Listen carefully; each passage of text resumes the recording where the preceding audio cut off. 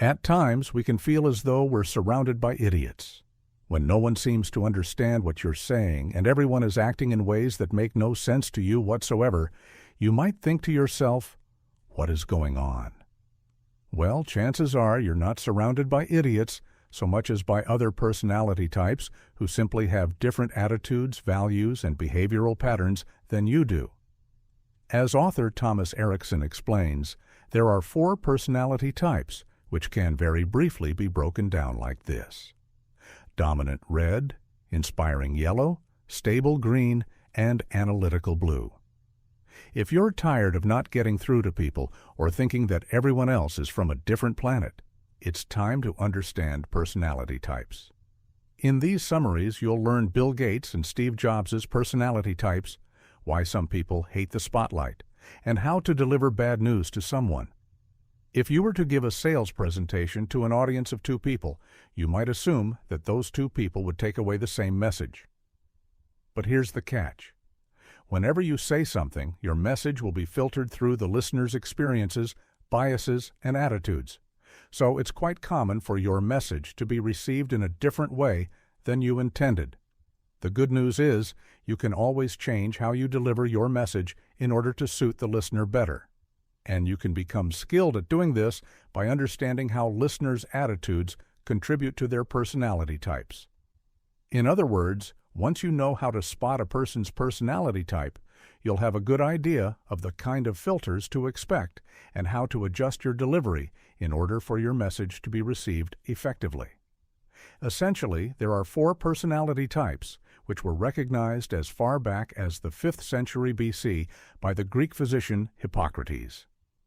The first personality is known as the red personality, and it's the type Hippocrates referred to as choleric. This type of person is characterized by ambition, dominance, decisiveness, competitiveness, and an often hot temper. Reds have no problem speaking their mind and often revolt against the traditional way of doing things. Famous Reds include Steve Jobs, Barack Obama, and Margaret Thatcher. Next is the yellow personality type, which Hippocrates called sanguine, a word that means optimistic, cheerful, and confident, all of which describe yellows to a T. When others are despairing, yellows will continue to see the possibilities and find ways to enjoy themselves. You can also spot yellows by their gift for gab, as they can talk a mile a minute and are known to provide answers to unasked questions. Some might find the chattiness of yellows annoying, but since their positivity can be downright contagious, they're more often seen as entertaining and charming.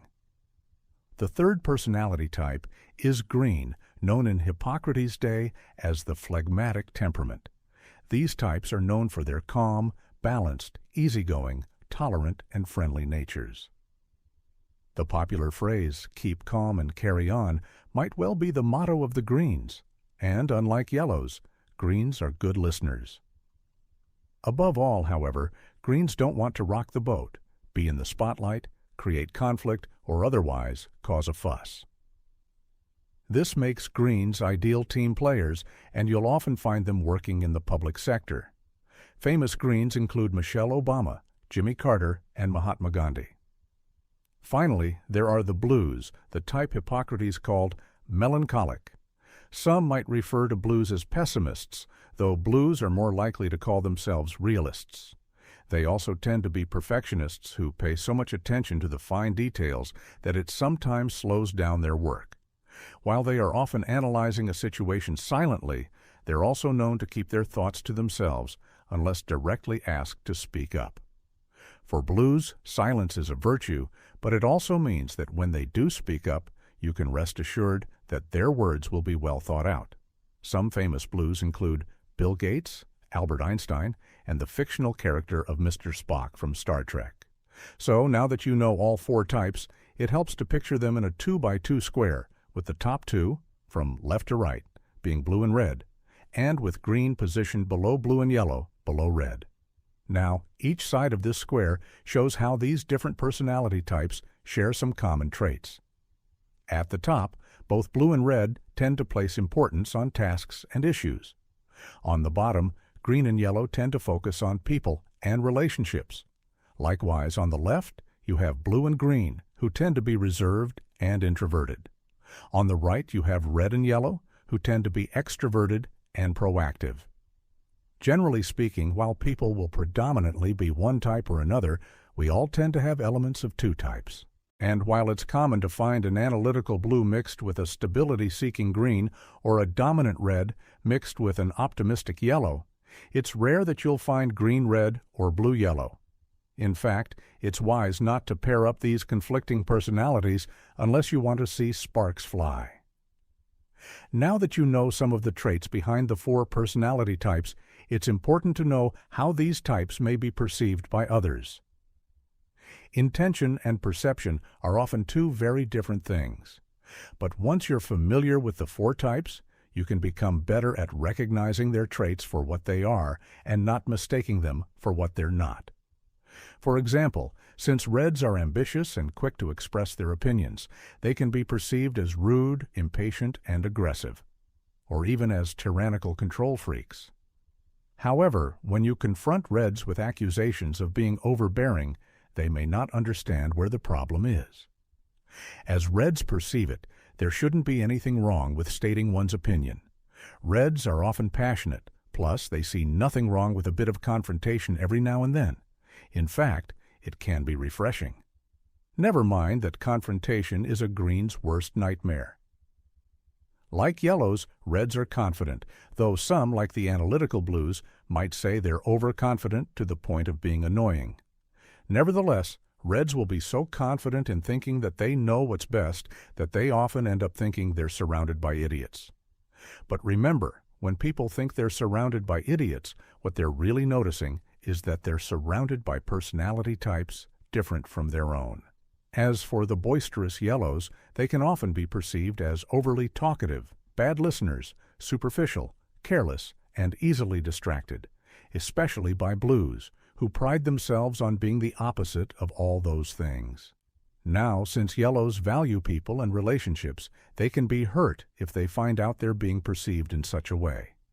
But since yellows are so positive and quick to move on to the next thing, these hurt feelings aren't likely to linger. Most people correctly recognize yellows as gifted communicators and fearless public speakers. So much so that these qualities are often envied by other personality types.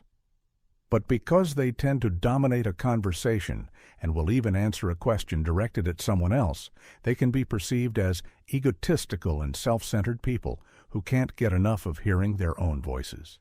Yet what's often closer to the truth is that yellows don't see anything wrong with speaking up when they have something to say.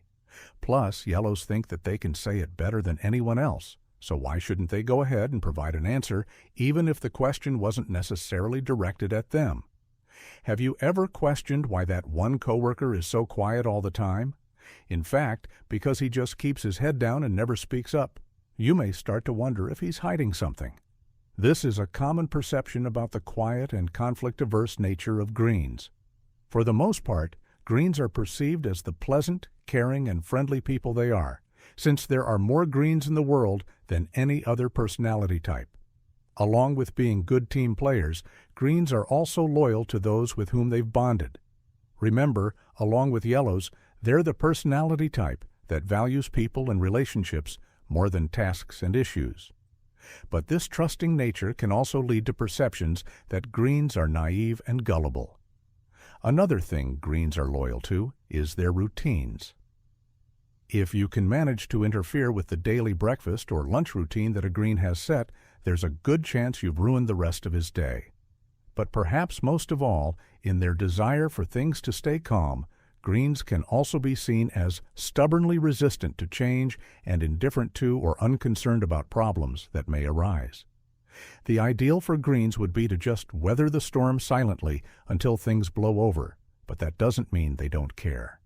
So if you throw unexpected changes at a green, you'll likely meet with resistance, even if it's silent or passive-aggressive resistance.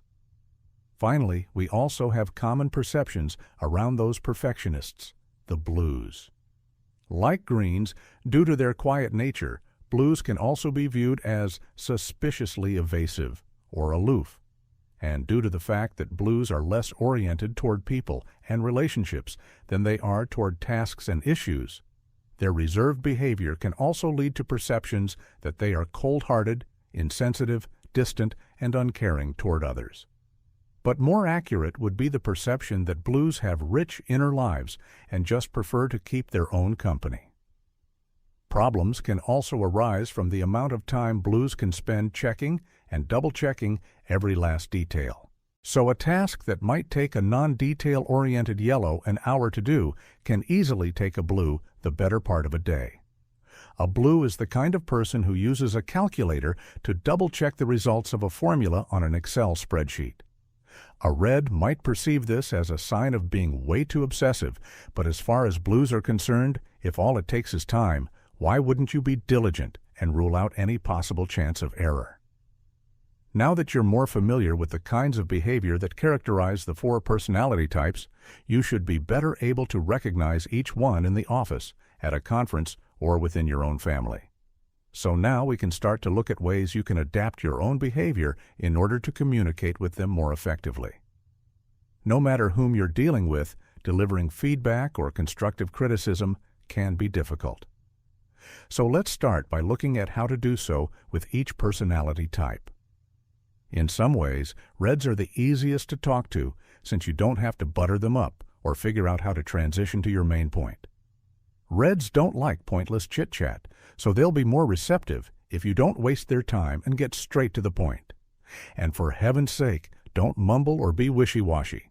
Speak up and tell them what they're doing wrong, and be prepared to back up your criticism with concrete examples. Often, reds can be stubborn or overly impulsive, so you may need to tell, advise them to be more grown-up or professional in their behavior. Now, reds are known for using any sign of weakness in an argument to dominate their opponent, so you need to stay strong. At the slightest sign of backpedaling, they may try to convince you that there really isn't any problem at all. You'll face different challenges in offering criticisms to yellows. In this case, you should try to be open, amiable, and willing to laugh at their jokes, as this kind of behavior will lead to a receptive and open yellow who feels at ease. When it comes to meeting a yellow, you'll also be better off if you come well prepared with an agenda and a list of main points that the person can take with her. Yellows are known for hijacking conversations, so an agenda can help you get back on track and to the point if this happens. And since yellows are often disorganized, and messages tend to go in one ear and out the other, providing them with a detailed list is always a good idea. After any one-on-one meeting, it's generally a good idea to have the person across the table write down what you agreed upon and send it back to you to make sure she received the message you intended. But this is an especially good idea after talking to a yellow. Once, the author brought together everyone on his team to show one of his colleagues some appreciation for the person's work. Along with giving the man his thanks in front of 27 people, Erikson gave him a small bonus, some movie tickets, and the rest of the day off. How did this green colleague respond? He later pulled the author aside and told him off in a way Erikson will never forget. How dare he mortify the man in public like that when he was just doing his job? Needless to say, if you want to communicate well with greens, make sure you avoid putting the spotlight on them. Whether it's good or bad feedback, stick to one-on-one meetings, or else be prepared for some serious resentment. It's also important to realize that greens already tend to be fearful people. Much of their behavior is based on their fear of conflict and trying to avoid it. But they also tend to have fragile egos, and their capacity for self-criticism is strong enough without someone else chiming in. As a result, they can end up agreeing with your criticism so strongly that you start to feel sorry and backpedal. Don't fall into this trap. Instead, make sure you're clear that this isn't anything personal. It's just a friendly conversation about making some adjustments. You should also prepare clear directives that address the problem at hand. Greens like clear instructions far more than they like taking the initiative.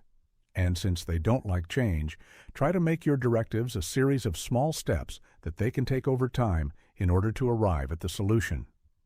As for delivering a message to analytical blues, the first thing you need to do is your homework. Come to this meeting well prepared with the kind of minute detail that blues live for, because if you don't, there's a good chance your message won't be convincing enough for them. If you want to impress a blue, you'll need to have your facts straight and be able to provide meticulous details. And if they ask you a question to which you don't know the answer, don't dream of making something up, since they're sure to find out. As with reds, it's good to skip the small talk with blues. They'll respect you more when you get right to the point and can defend your position with cold, hard data. If you're in the position of putting together teams for projects, it's a good idea to bring together people who can naturally communicate well together and have complementary personalities. Few things can sink a project faster than putting together people who have habits and behaviors that are bound to clash. On the positive, complementary side are the combinations of analytical blues and dominant reds, stable greens, and inspiring yellows, as well as blue/green and red/yellow. While these generally work out well, that doesn't mean there aren't some potential problems to look out for. For example, since both blues and greens tend to be introverted and somewhat passive, you might notice that they have trouble making decisions or taking decisive action. But you can be confident that those decisions will be well thought out. Conversely, with the combination of the extroverted and outgoing red and yellow, you may run into the problem of a lot of talking but not much listening. This is why the combinations of blue and red or green and yellow are generally the more balanced and effective ones. When you put a red together with a blue, it's like giving a project a gas pedal and a brake, respectively. Plus, both are focused, task-oriented people. Likewise, with green and yellow, you have two people-oriented personality types who tend to get along well. They'll make sure everyone on the project stays happy, though since they're not task-oriented, that project might take a little longer to complete. As for challenging combinations, reds and greens tend to chafe at one another's personalities. Reds will find that greens tend to complain too much about their workload, while greens can see reds as arrogant, overly aggressive, and poor listeners. However, if it's a matter of putting a leader together with a follower, then a red and green combo can sometimes be just the thing. Finally, you have what is generally considered the worst combo, yellow and blue. Yellows are known for diving right in with little preparation or eye for detail, which can drive the meticulous and well-prepared blues crazy. In the eyes of blues, yellows are easily distracted motor mouths, while in the eyes of yellows, blues are uptight bores. In other words, you'll likely have two people who come to an unhappy impasse. Some people, like reds and yellows, can glide into a party and have the time of their lives. Others, like blues and greens, can find being forced to chat with large groups of people akin to a waking nightmare. In other words, what one person finds appealing, another person can find stressful. So, in the spirit of keeping everyone happy, it can be of great benefit to understand what each personality type finds stressful so that you can try to avoid these situations.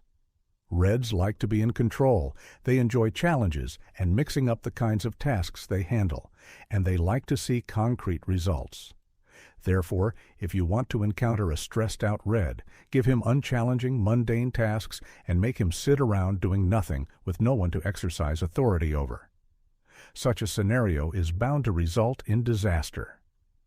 For yellows, stress factors include being ignored and isolated, being surrounded by negative attitudes, being forced into a strict routine, and being told you shouldn't try to make your colleagues laugh. Plus, like greens, yellows can be deeply wounded if they're reprimanded in front of others. If such conditions persist, yellows can turn from being positive rays of sunshine to dark clouds of despair. So give them some freedom, let them plan the next office party, and don't try to keep their natural buoyancy down. On the other hand, greens like privacy and steady routines, since those things contribute to a sense of security, which greens deeply appreciate. If you want to get greens stressed, just do things that take away that sense of security. This might involve making sudden and unexpected changes to the way they work, taking them off projects before they can finish, or making them redo work they have finished. All of these things can give greens the sense that their efforts aren't being appreciated, which will make them insecure and unhappy. Finally, you can really get the stress levels rising in blues by forcing them to be spontaneous risk-takers who have to spend more time with overly emotional people and less time being bureaucratic. And just for good measure, you could force them to make changes without telling them why. That can really get the stress levels rising. Like greens, blues enjoy privacy, and they don't want to be put in a position in which they feel they're guaranteed to make mistakes. They like well-thought-out plans and the space and time to execute them perfectly. Anything less is stressful. With any luck, this insight into personality types will help you understand the people around you better and make life a little less stressful for everyone involved. The key message in these summaries: if you want to avoid misunderstandings and make your efforts at communication more effective, then it is in your best interest to understand the 4 basic personality types. The first personality type is red, which responds well to being in charge and dealing with challenges. The second is yellow, which likes to be spontaneous, enthusiastic, and charming. The green personality type enjoys calm, stability, and dependability. And the blue type appreciates accuracy, order, and caution. Knowing the desires and stressors of each of these types can help you adapt your message appropriately to ensure it will be well received. This knowledge can also make your work environment more harmonious and effective. Actionable advice: consider challenging combinations in group dynamics. While a blue-yellow pairing can be difficult, adding a green to the equation can often have a neutralizing effect and turn a tense situation into a productive one. Likewise, if you have a lot of reds and yellows in a group, adding a green or blue will ensure that someone will likely listen, take notes, and do the kind of fact-checking that reds and yellows can't be bothered with.